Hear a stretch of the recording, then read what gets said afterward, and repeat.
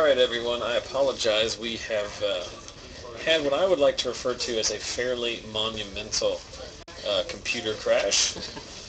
So we are starting over from scratch here. We have joined our round 4 game already in progress, so you'll have to give me a second to get everything back up and running here. But in the meantime, we have on the left we have Chris Harless. He is playing a I don't know, is it mid-range or is it control? What would you call it, Joseph? Yeah, I'm gonna call it control. I mean, it's got Delvers in it, but he's definitely been playing control in this matchup so far. I was watching the game outside. Ian was watching while I restarted my computer. So Ian, what's going on out there? So far, the player on the right is Chris. Chris. No, Brandon's on the right. Brandon's been playing a blue-white humans deck, and he's been playing some champions of the parish that have been getting pumped, and one by one, the player on the left is burning them. Burning them out. He has a flipped Delver in play, and a Dungeon Geist just died somehow, but I missed it. Okay. And Chris is playing the Izzet Control deck, and then lots of Cyclonic Rifts and Mizzium Mortars so far. Mm-hmm. Yeah, he's running a playset of each of them, so not surprising. Yeah, that you would see them show up. So and he is playing a single. We do have Chris's deck list. He has given that to us, so that makes it a little bit easier there as well. And then Brandon top 8'd last week. He actually top 4'd last week. So some of you who watched in the past will be familiar with his deck. So, like I said, just as a brief recap there, my name is Zachary Evans. I'm joined tonight by Joseph Messer and Ian Nolte. We are bringing you the coverage of Friday Night Magic from Lost Legion Games and Comics in South Charleston, West Virginia. This is round 4. These two gentlemen are 2-1, and we are desperately trying to recover from my computer just taking a dump all over itself. So that's why you missed the first 3 or 4 minutes of this game. But looks like we're back in action here, so hopefully all will be well with the world shortly. You gentlemen, feel free to plow in there while I finish typing this stuff. Oh, I mean, the game is, they're not really doing much of anything right now. I mean, I don't know what else to say. It looks like Chris is firmly in hand. He has answered one by one all of Brandon's threats. He has a flip Delver in play that's holding off Brandon's Liev Sky Knight. Mm-hmm. I really like that Sky Knight card. It's a pretty good card. And Restoration Angel might change things a little bit. That gives him a chance to bounce the Sky Knight and detain the Delver again. Yep.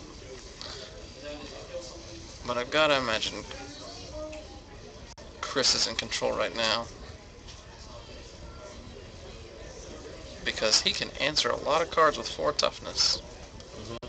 He's going to flashback his mortars. Yep. Totally. Alright. Now, I've successfully recouped all of the feature match stuff. Now I will recoup all of the rest of it. Personally, I feel like I'm a big fan of this Izzet Control deck. Mm-hmm. It's kind of like what I would like to be playing. I'm the same way. I think I would rather play like a Grixis maybe, because I really want to have access to Olivia Voldaren and Sever the Bloodline. Yeah. But I like all of the cards that Chris is playing. I'm curious about it. I don't know that I like Delver a whole bunch in it, but I guess it is nice to just flip one on turn 2. Yeah, see, Scotty Wright, another one of our stream regulars, he started off after rotation playing an Izzet. He called it Izzet aggro deck, and it was basically blue-red Delver. But as we quickly realized, as he chopped the finals of that event, it was not aggro by any means. Now he was playing Runechainer's Pike, so at least gives you makes your Delvers a lot more relevant. But yeah, I'm not real sure about that card specifically. It's a good control. It's a great card, but I don't know. I really like his Dungeon Geists and stuff too. Was that it's an overloaded Cyclonic Rift. Mm-hmm. Not hitting a lot of targets, but yeah. In response, he's going to tap down the Feeling of Dread. Yeah. Yeah, we talked about that card last week. Like I said, Brandon did make the top 4 of last week's event. If you want to go back and watch his round, but he was using Feeling of Dread to good use then too. It is interesting because Feeling of Dread does not interact with Thalia very well, but I mean his deck has such a low curve anyway. Yeah. Feeling Dread is a good tempo card. I'm pleased to see it being played. I was really surprised that they played it a lot in some of the like that Block Miracle stack. I was really surprised to see any constructed play. Well, in the Block Miracles deck, it was basically there for your early turns to keep the more aggressive decks tapped down while you... It's a fog. It's two sides of a fog. I do know that in Innistrad Limited, I loved Feeling of Dread. I get really excited when people play limited cards I love. Our weekly giveaway winner, Magic podcasting celebrity Jay Boosh, just found out on Twitter that he won and was, let's just say, he's very, very excited about that premise. If one is to judge someone's level of excitement strictly with capital letters, he is what we describe as a 9 out of 10. He is capital E excited. He's also capital XCITED excited. So, Chris in a pretty dominant board state here. Brandon does not have, just the nature of his deck does not have cards that will answer in mass. You know, he can 1-for-1. You know, this is a pretty good spot here. Is the Lead of Sky Knight, is it a knight? I mean, I know it says it in the name, I'm not trying to be smart, but like it... yeah. So you can attack with the War Falcon then? Interesting here. Now the thing is that Chris has answered basically everything Brandon's put on the board, but he does only have one card in his hand. Seems like they're saying over here in the chat that Brandon took damage from a detained creature. That I guess they forgot about that. It's entirely possible, given the fact, like I said, that we are recovering from a computer crash here. I did not catch that. I don't know where it was exactly. And again, I do try to point out mistakes if I can, if they influence the game. At some point, it's up to them to keep track of their own game. So, while we do appreciate the viewers keeping us honest there. So we see Searing Spear, and then flashback Searing Spear. That's 6 damage. I don't think that life total mattered. Hopefully, I don't feel it did, but. That's how I can seek solace in that, missing that mistake, as we see Chris go up 1 game. Chris has got to be a pretty big favorite in this matchup. He just does have a million answers, and Brandon is not playing. He's just playing dudes, and Chris's deck can handle dudes. Joseph, you do have Chris's deck list. What's he going to be bringing? I was looking at his sideboard here. He's got 4 Essence Scatter. Not the worst thing to bring in. I mean, Brandon has Caverns, but, doesn't always mean he's going to have one. I would find a way to put the other 2 Bonfires into the deck. Yeah, we talked about this. Chris has some Bonfires in the sideboard. I guess he doesn't want them for every matchup, but I'm sure he wants them for this one. We're seeing Chris pile out here, so the Bonfires came in. No, he just brought in 1 Bonfire, it looked like. I'm not sure why you would want one and not the other. I don't think he'll bring in the Annihilating Fires, Negate. That's more of a... that's more of a zombies thing. He just brought in 2 Negates. Did he? I don't know why Did we see... I mean, the Feeling of Dread was the only... I think that's the only non-creature spell that he played. Yeah, someone in the chat is mentioning something that's very interesting. I wish I could... I saw someone mention it on Twitter during the pre-release, but make little tokens to signify detain. You take a card sleeve and you cut out little bars in it. Looks like a jail cell, and you can put it on there. It's very cool.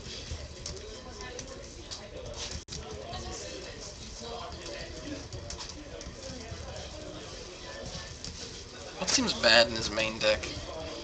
Let's see. Niv-Mizzet maybe a little slow. Yeah, I don't know. I mean, just having the 1, it's not that big a deal, but...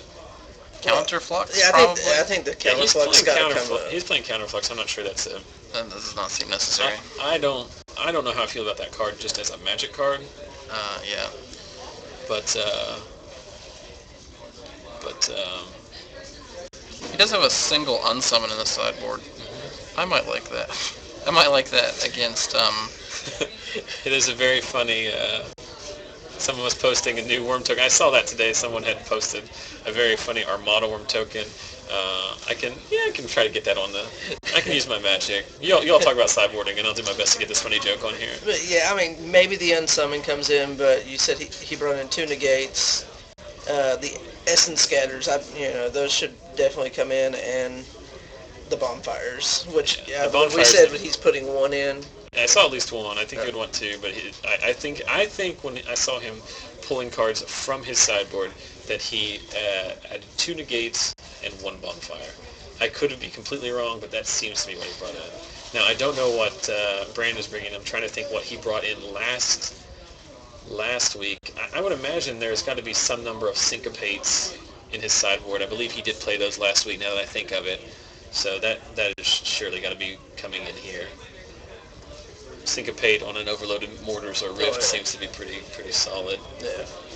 More importantly, as we slowly get to it, one of our faithful chat members there has posted what I saw on Twitter. I don't know who it was who made these, but he had made new Armada Worm tokens, and I think that they are particularly clever, so I appreciate him bringing that, reminding me of that. I'm now trying to find it. This is it. So, don't say we never showed you anything. Very interesting token. The best is the flavor text. At first I didn't get it. It's very subtle symbolism. Said by no one ever. It's pretty funny. Pretty good, so y'all enjoy that. Make sure you proxy those bad boys up. And Look, I know that people have made a lot about that Magic card, but I'm amazed that no one said anything in a long process of getting it from. Yeah, I remember, what was the card? There was a playmat from a GP a few months ago that people felt was like degrading to women. Do you remember that was the GP Indy. Were you remember. Yeah, I went to that show, or that event. I'm not really sure I called it a show, but they did not give out that playmat. Yeah. They ended up giving out one that had. I remember that because there was a big uproar about it. I don't remember this. Interestingly enough, you could buy it at the show. Yeah. Well, they did. I'm sure they spent more than $0 on it. Well, people were worried that it already had the Wizards of the Coast logo and stuff like that on it, that they wouldn't be able to sell it, but they still sold it. They just didn't care at that point. Well, the idea is that I know Wizards has spent a lot of time trying to make sure that they avoid, as we see the game get back into action here, try to avoid any kind of questionable art on cards and other products and whatnot. But Ian, you're exactly right. Like, surely somebody should have caught that. It's like I work in the oil industry, and there's a very prominent service company. It's called BJ Services. It's Browning Johnson. They've been around for like 50 or 60 years, but you figure at some point in like the late 80s, early 90s, someone would be like, hey, we can change this to like how about Johnson Browning? Johnson Browning. But I don't know. People have different motivations. Which I'm trying to think of the art for that playmat. I believe that playmat had a bunch of scantily clad elves surrounding a goblin. King. Yeah. It was just a subjugation of women kind of concern, which is valid. I'm not making light of that, but I did know it caused a giant nightmare for that. More importantly, back to the game here, we see turn 1 Falcon, turn 2 Thalia makes the Falcon an attacker, and we see a turn 3 Silverblade Paladin bonded with the War Falcon. So that's going to be 1, 2, 3, 4, 5, 6 coming in there. The Thalia is really going to slow Chris down. Yeah, it is a very good play against Chris's deck, I would say, because his best answers were Cyclonic Rift and Mizzium Mortars, which are not very good at 3. So he's going to spear that's a pretty good play there. Spear the Paladin, which still nets you the same damage, but obviously the Paladin a much bigger threat than the War Falcon is. I do not know what's going on in the room adjacent to us, but somebody's living the dream over there. Yeah. They have been laughing as loud as possible for like the last 100 minutes. So, gonna rift the Thalia. I think Brandon's thinking about countering that. Oh no, he's just going to blink yeah. Still removes it from combat. Same end result. Not the fog that Chris wanted, but Dungeon Geists come down. We talked about this before off camera while we were resetting, but I really like these Dungeon Geists. It's a card that we don't see that much of. Nobody's playing Searing Spear, they're playing Pillar of Flame, and Dungeon Geist is very difficult to get rid of. And it does serve as a win condition too. It's a 3-power flyer, you know. So Bonfire off the top, does that work? No. Chris is drawing his cards very quickly. I'm afraid he's going to draw Bonfire. So another Geist detaining the 3/1. So just the 2 creatures that he can successfully block and tap. So he might have stabilized here. Let's see what kind of answer Brandon has.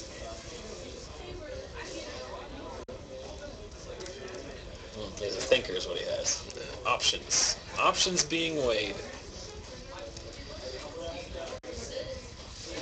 Yeah, Brandon's a thinker, definitely. Brandon is one of the reasons I actually got back into Magic. Me and him used to work together, and I wonder if he's going to realize now that his negates are not very good. Like, he cast them the only spell in his deck that he can negate other than his own counter spells, and he didn't even have the mana open to tap it. So the Feeling of Dread clears the way. Brandon gets 1 game back. Move to a decisive game 3. I mean, these decks are very fairly matched together. I don't think one is... I don't know, it's just a classic battle of archetypes. The white weenie deck versus the control deck. Yeah. Although I do think it's interesting that the control decks that we're seeing now, much different than the control decks that we've seen in the past, simply because red is your best color for removal right now.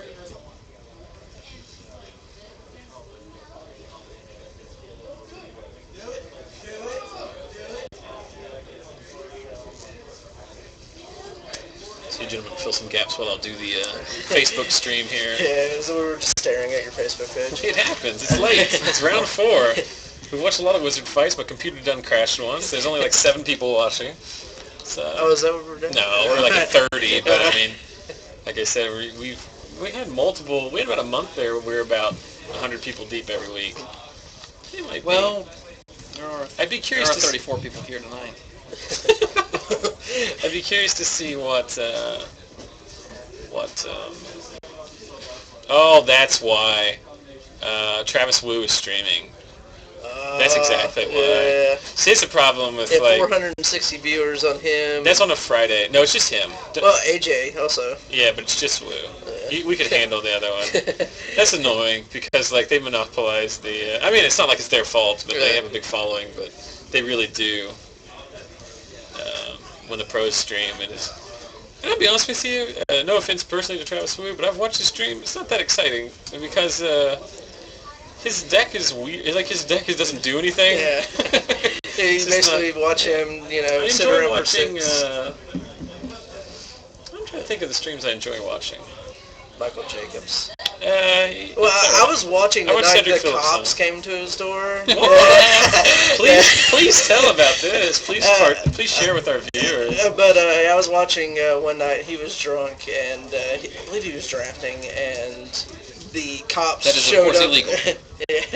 Yeah, apparently because the cops showed up at his door. But I guess they were looking for his neighbor or something. But the funny thing is he walked away, and he was like, all right, guys, I'll be right back. Someone's at the door.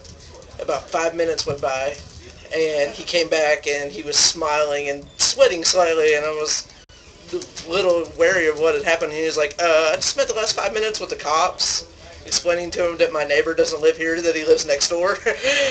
But Michael Jacobs' stream is pretty interesting. But I've watched Cedric Phillips a few times, and Cedric's stream is pretty good. But there for a while I was watching Scotty Mac. We've already mentioned the I do watch him. A buddy of mine works on the same website that he does, on Legit MTG, and so... Your link is broken. What? Your link is spelled wrong. Oh, it is. I actually did a Google Hangout with Scotty Mac a few weeks ago. No. Yeah, we lived across the hall from him. Ian and I were freshman roommates in college, and we lived across the hall from a guy named Justin, and he is now the editor for legitmtg.com's website. So he was testing out some settings for they were going to do a work function, get everybody together to talk about the website. And so he was testing Google Hangout, which is actually pretty neat. Have you ever done that? No, I've never tried to Google Hangout. It's very easy. I just love how technology is so simple. It's do you have a webcam? Do you have an internet connection? Do you have a Google account? Okay, now you can talk to 7 people. It's really that simple. I've used it before. My wife is from Michigan, so she was out of town a few weeks ago, and just thought, well, I've got these webcams for this stupid thing, and she's got a laptop with webcam built in. Just pop up a quick web chat. Did you run 2 cameras so you could switch back and forth? Yeah, I did. I had a 2-camera shoot on that web chat. I had one on my dogs. I had one on me. It was just switch back and forth between the action. Keep it live. A lot of quick cuts, the kids like. What was the giveaway? Huh? What was the giveaway for that stream? For that one. It was the stream. Greenie's dog treats. You know what's something I talk about? You talk about streaming weird stuff. You know what's interesting? There is a video on YouTube of somebody opening a box of Return to Ravnica cards, and in the first day or two it had 3,000 to 4,000 hits. I almost streamed opening up a box of Magic cards just as a social experiment. I am not proud of this, but I spent one entire evening of my life watching every video of someone opening alpha and beta boosters on YouTube. But that's different. When you're watching someone open a card that has a Mox Ruby in it. Did you watch that one? The German guy at Mox Ruby? Oh yeah. I love how we both know which one we're talking about. All right, back to the game. I don't know. But I just thought it'd be interesting to see how many people will watch me open this. Watch me. What is wrong with me? Watch me open this box of Magic cards. Someone in the chat is asking, is it Control? Is it Tempo? It's mostly Control. Yeah. I don't really think he has some Tempo-based cards in it like Delver, but he's not winning the game until the... Yeah, his main strategy is just keep the board clear. It's not... I don't think he's tempoing anybody out, ever. The fact that Brandon kept a... It looked like he kept a 1-land hand because he led with the Tap Glacial Fortress, right? So he drew that plains off the top, seems pretty good, and then followed up with 2 1-drops. Apparently, someone was correcting me on why the cops were there. It's because he yelled and the neighbor called the cops on him. So that's what it was. That story is much more fun, I'll have to say. Yeah. So we appreciate Sauce there in the chat cluing us in. I enjoy watching the streams, but I really don't like to watch... here's the thing about Magic streams. You basically get to learn what a person's personality is like because that's in their most intimate, you know what I mean? It's just them. They're just doing whatever they would normally do. And the problem is sometimes you find out you don't like the people that write these articles and stuff. And it's someone in particular, I'm not going to single anybody out, but sometimes it's just I don't really want to hang out with you because I know what you're doing. You're chatting with them and you're watching them play. And some of the people I don't want to hang out with. Tune in later in the night when Zach makes a long list of people he doesn't like. Yeah, here are the 7 people that I don't care for that do Magic streams. No, it's not that at all. But Adam Prozac streamed a Cube Draft once. I like that a lot. I think he's fun. He also is the commentator on Star City Games. He's done the last 2 opens. Yeah. And I enjoy him as a commentator a lot. Yeah, their commentators are getting a lot better as time goes on and they start to weed out the ones that weren't working, quite as well. Mm-hmm. So Chris was stuck on 2 lands there for a while. He was tight on lands for a turn or 2. He has very few cards that can answer that. Well, no, that's not true. He has Snapcaster Mage and stuff like that. He can just get in front of that Geist of St. Traft. He had a very interesting deck last week that was the Door to Nothingness deck. And Flames of the Firebrand. But his opponent played the Geist of St. Traft in both games, and he couldn't deal with it. So, but like I said, on Tuesday nights there's a Legacy stream out of South Florida, and I like watching them because I like watching Legacy tournaments. It's just fun to watch a tournament more than it is just to watch someone play test. Yeah. And a lot of these people were testing Modern, and they're all testing Jund, and I don't really care to watch someone play that deck. It's not exciting to me. Yeah, but I also understand that I'm not the number one person that So what do you do here? He resolves a Jace. Did he... Oh, he's going to get negated. So it doesn't matter what he wants to do. Yeah. But, I mean, there was some people I enjoy watching stream too. Mary Jacobson, whenever she streams, when she was, of course, testing for the Pro Tour, it was Affinity constantly, but because that's her thing. But it's not the most fun deck in the world to watch, but it was something to watch. So Chris is dead on board here. He has to have something to get in front of. I don't see that he has it. No, Delver's fine. It'll get in the way. Yeah. Is Flames of the Firebrand a sorcery or an instant? It's a sorcery. Yeah. So if he can remove this Delver, he wins the game. Well, I think he can just kill him with the Angel token, right? Yeah. From the comments in the chat, I'm in the minority for not. I haven't watched a ton of his stream. I don't watch it. I don't sit at home and watch a lot of them. But when they have events like this, I watch them more than I do just a person playtesting. Well, I will tell you this: when they do cube drafts, I watched a lot of those. When the pros were drafting cube, I watched a lot of streams.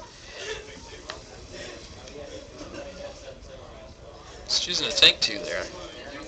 I guess it doesn't matter. Yeah. Well, if the Delver flips next turn, then he can trade with the Geist. Yeah. But it did not flip. Anything to... I think he's about to concede here. He's another Rift in his hand, so he can bounce the token again and block. If Brandon has a Negate, the game would be over. Rift on the token. And then jump block. So buys him a turn. Oh! That's very good. So, very fun. Well, there's your highlight, folks. Dead on the board. Chris. I mean, he's still in a world of hurt here. Can't be feeling too good about what's happening. So he's dead again to the other Geist. If this is another one, it's even more of the. Oh! And then he threw it down. I was like, oh, it's a button. No, it's a mount. It doesn't look like he can. Doesn't look like he has it here. He can bolt him, but that's not going to be enough. Just playing to beat the spread here. Playing to beat the spread. Not enough. So. He holds up the Geist triumphantly to the camera. Did he have another one in his hand, or it's just... He was just showing off a proud moment. Still had all these. With his favorite Magic card. So Geist to Saint Trap. So congratulations to Brandon Gibbs as he moves to 3-1. There are 35 players tonight. I don't know if 3-1-1 is necessarily guaranteed to make it. I think there are some 3-1-1s. If there's enough draws, some will not make it. So... Feel free to live dangerously, Brandon, as you decide whether or not you want to draw in. Last week, Scotty Wright tried to draw in and got 9th, so it's up to you. People always ask me, what do you think I should do? And I say I don't want to get involved, because despite having a 4-year engineering degree, I'm not very good at that math. It is, I don't believe that a human being can understand it. So, there's only 9 minutes left in the round. It's going to be very unlikely that we can come up with another one, but what I can do, as we switch back to the studio cam, and I bring up more, we caught you texting. We caught Ian multitasking. Ha ha ha. All of those things are in the wrong places, which is unfortunate. But, did you just sit up straight? Everyone get their, proper, whatever. But anyway, there's someone posted here, I'll bring it up. We were talking earlier about the detained tokens and what would be a fun way of indicating that. Let me see if I can find it here, but there was an interesting token someone posted on, I think MTG Salvation forums. No? Doesn't like it? There it is. So basically just take a top loader and draw some bars on it and put the detained on it, and then you can... What's also fun about this is, indirectly, Ian Nolte, you've been detained, because me and Joseph can continue to communicate with Exactly. Earlier, I don't know if you saw that, Ian, I think that you saw it because you laughed about it off camera, but we did have a brief cameo appearance from Scarlett Johansson in the last round, as she is leaning across over the, we have, apparently the store has Avengers, stands up. So let's talk briefly about, unfortunately he did lose, it was 2-1, right? Chris got a game out of that. Yeah. They went to the game 3. We can talk a little bit about Chris Harless's Izzet Control deck there. Like we said, we do call it Control. He calls it Control/Burn. But basically his creature package is Delvers, Snapcasters, the full play sets, 3 Dungeon Geists, which I like a lot. We talked about that. And he is playing 1 copy of Niv-Mizzet, which is interesting. It gives him a high end. I don't mind it. He's playing... That's a pretty good one-up. He's playing 22 lands, so a little difficult to get there, but he's only playing the one of them, so I don't know. But then he is playing a metric crap ton of burn spells, 2 Bonfires in the main, 4 Pillars, 4 Searing Spears, 4 Mizzium Mortars, 2 Flames of the Firebrand. Rounds it off with 4 Counterflux, like we talked about. Not sure how I feel about that. That's the one card I disagree with. But then 4 Cyclonic Rift, which I love Cyclonic Rift. And then he also has a Planeswalker package, 2 Jaces and 2 Tamiyo. So 2 Jace Architect of Thought, obviously, not the mill one. So a very interesting kind of mid-rangey controlled deck, but he does have enough burn to go there. And the fact that he's playing burn with Snapcaster Mage, he can kind of go that route. I know that was a deck for like a period of time in Standard, that blue-red like aggro burn. Did you play that for a period of time? I did, and it never worked. But now it's a little bit better. I felt like it was very, very good at dealing 15 damage. And you see was that the laughter of he bonfires and there was laughter, and then I'm like, okay, I got something for you. No, that was literally the only card he could have drawn in that instance, and not that. Yeah, but I mean, you had another one, so you got there. I feel bad for Chris because that's 2 weeks in a row he's lost future matches to guys. He said that because he said that's probably what they were laughing about. Well, we were laughing at the top deck, but he would have been better if he had dropped deck the second one as well. So. Oh no. Oh well, what can you do? So, brief cameo there by Brandon Gibbs. Just rounding out. How do you feel about Flames of the Firebrand? I like it in my queue because I think Arc Lightning is a fun card. Yeah. I do not like it in Standard because I don't know what it kills. Yeah. I mean, like, it's only good on turn 3 against token decks if they haven't played a turn 2 Intangible Virtue. No. It's only good against White Weenie if for some reason their Champion of the Parish didn't grow. I mean, I just think it's like a really bad Arc Trail. It costs a ton of mana. Yeah. I don't like it. Most of the decks I see playing it, it's like a sideboard card and there's 1 copy of it. Okay. I guess that's fine. But I mean, you think about it, it's just like what has 1 toughness that you want to kill? Like Gravecrawler, it's going to come right back. Exactly. I mean, ideally Champion's a 3/3 on the second turn. You know, and like I said, with the tokens deck, what you usually bring it in against, I mean, when are the tokens ever won ones? I mean, they are occasionally, and it will work out sometimes, but I'm not sure if that's the card I want. These are the facts I needed to hear, thank you. I would rather have Bonfire in that case. Yeah. Yeah. Bonfire for 1 is the same mana cost. Yeah. And Bonfire, I don't know. It's still a bolt. It still does 3 damage to something. But Searing Spear is better, I guess. But he's playing all of those. Well, he has Annihilating Fires in his sideboard, and the other 2 Bonfires. So, I mean, I think after this week, if he plays this next week, he'll have all of the Bonfires in the main deck, or at least 3. Three is the number of Bonfires you should be playing, probably, right? I mean, because the 3 is the way I've always played Magic is that you play 3 copies of a card that you have to draw every game, but you don't want to draw. You don't necessarily want to draw 2 of. I mean, because a Bonfire in your hand is not quite a mulligan, but it's not nearly good. Bonfire used to be a lot better than it is now because you used to be able to pick off mana dorks, but nobody's playing. I mean, you're playing Absent Pilgrim, but you lose a lot of the. Yeah, we lost, Land of Laurel's Birds. Those are the ones that people were, worried about before, and now the occasional Pilgrim, Yeah. So. Not sure exactly how I feel about it. His sideboard, which he admitted by writing it on his thing, is kind of thrown together. That's very helpful now. Is negates, essence scatters, bonfires, annihilating fires, and 1 unsummon, like you were talking about. I think he might think about putting the unsummons in the main deck. That's a little bit more of a tempo card, but I think his deck would benefit from it. I'm a big fan of Unsummon and Snapcaster Mage. Well, if you're a fan of it, then I'm a fan of it. Getting kind of crowdy out there. That's a good sign that the round is almost over. We will continue to plow through here. We did get up to, give or take, 50 people there. So we're trying desperately to get back to our usual numbers. But like I said, 34 people here tonight. For those of you who watched last week, it was our Halloween-themed FNM. We had a lot of fun. Ian, did you by chance check out any of the Halloween theme? I saw a little bit of it. I saw your Twinkies costume. I did dress up like a Twinkie. If you would like to see, I dressed up in a different costume for every round. Did you watch, Joseph, or did you see the pictures? I saw the pictures. Okay, so if you would like to see a grown-ass man with self-deprecating humor, just go to our Facebook page, facebook.com/ZachSellsMagic. We put up a bunch of pictures from last week. Lots of people in costume. Free candy, good time. 31 people last week, 34 people this week. I'm very excited about the local, Magic community is in pretty good shape around here in Charleston. We don't have a ton of people. Charleston is the state capital of West Virginia. But we still only have 60,000 people that live here, so it's we don't necessarily have.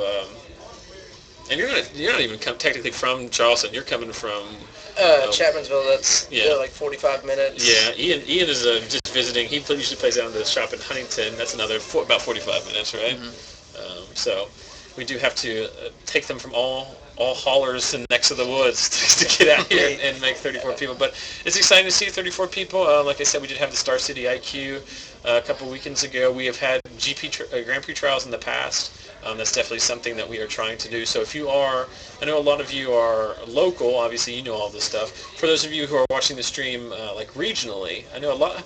To be fair, most of the people that I've come into contact with for watching the stream, they're actually mostly like West Coast or Midwest. But if you are local, if you're PA, Ohio, Virginia, anywhere like that, Tennessee or Kentucky, definitely go to Lost Legion's website, lostlegiongames.com, check in with them. Anytime we have a bigger event like that, it's definitely worth the trip. I mean, I always say this all the time, we're 2.5 hours to Columbus, 3.5, 4 hours to Pittsburgh, 2.5, 3 hours to Roanoke, Blacksburg, metro area, 2.5 hours to Lexington. So we're within a reasonable drive. If we have a Grand Prix trial down here, there's no difference if you live in Columbus to drive here than to drive to Cleveland or to drive to Pittsburgh or something like that. So hopefully we have bigger events, and hopefully we can see some of you all down here at the shop. I'm trying my darndest. We had Legacy. We started a Wednesday night Legacy event. I streamed the first one. You can find that on YouTube at youtube.com/ZachSellsMagic. As Ian has pointed out to me, that is the appropriate website address. But I've decided I'm not going to stream that anymore because it's just really not worth it. So also because I want to play in it. But we're going to desperately try to have Legacy events, and if we get to the point where that takes off, then we'll stream some of those. We can bring that as well. There's been a lot of talk about Modern. We've talked a lot about tonight. People have been talking about it a lot locally, so we're going to try to get that into that as well as more drafts. That seems to be the biggest push, is people want to draft this format more. So if you're local and you want to comment on any of those things we just talked about, go to our Facebook page. There is a survey up. I think I posted on Thursday evening, so go back and look for that. You didn't get there? I'm 2-2. Oh, well. Megan's 4-0. I know. We saw her on camera. It's amazing. So we were joined off camera by... ridiculous deck she's playing. It is ridiculous. It is. I helped build it. Those are my Braskas, so I'm going to take credit for it. So we were joined off camera by Trent Farr there, talking about Megan Berger's deck that we saw in round 3. Her Gary Good Stuff deck. Apparently she has moved to 4-0. It's a very good deck filled with a lot of good Magic cards. Yeah. That's a good deck building strategy. So that's what I was talking about. So I'm brewing this deck, and I just decided, here's the cards I want to play. I want to play Thragtusk, I want to play Restoration Angel, I want to play Cyclonic Rift, I want to play Bonfire of the Dam, I want to play Sever the Bloodline, I want to play Farseek, I want to play Chromatic Lantern, I want to play Jace, I want to play Tamiyo, and just jammed them all into a deck. Started with 3 Lanterns, Farseeks, and all this weird mana base. The mana base is weird because I'm not very good at building decks. I quickly realized that Restoration Angel doesn't do anything in that deck. It's not nearly as good as his other things. I quickly realized that, I had Olivia in there. Realized she's the best card in that deck. And just, I realized Bonfire's still a Magic card, so I should probably have that in there as well. It's just fun. Like, you just play... Those decks are really fun to play, the ones that don't have necessarily like a very linear like strategy. They just have a lot of good cards because the games are never the same. A lot of the problems with a lot of the combo decks and a lot of the aggro decks are it's the same. The game plays out the same every time. You play a dude, you play another dude, you attack, stuff like that.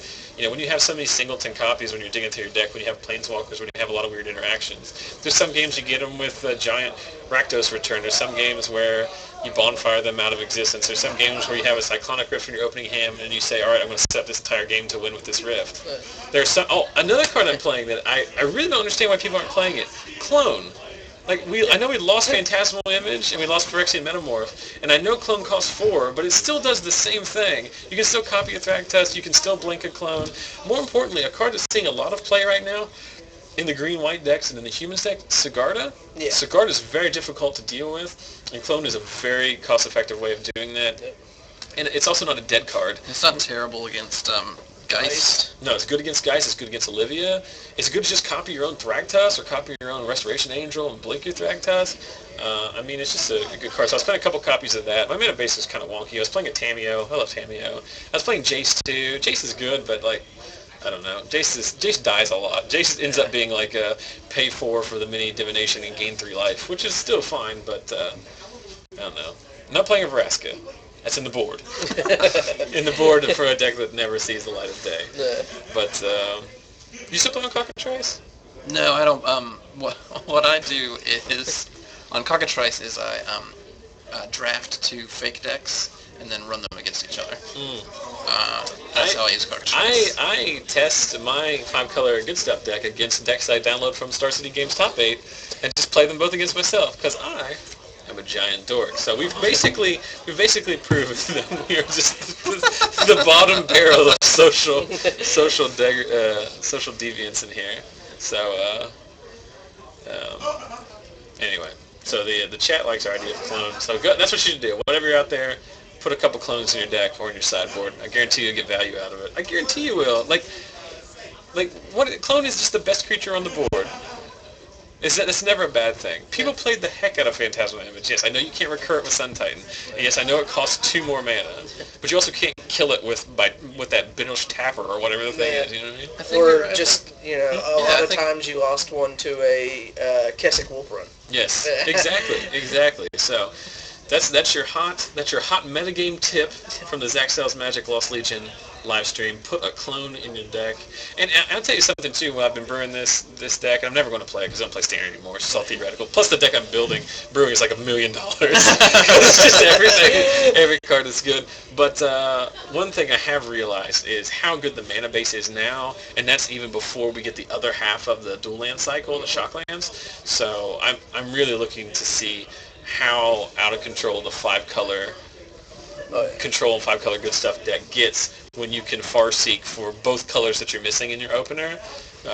Very powerful. And also, it's not new to anyone by any means, but it's very interesting to see the interaction between the Innistrad and M12 dual lands with the Shocklands. It's very comfortable to play a turn 1 Steam Vents untap or Steam Vents tapped, and then the rest of your lands all come into play untapped after that. So that's a pretty cool little thing.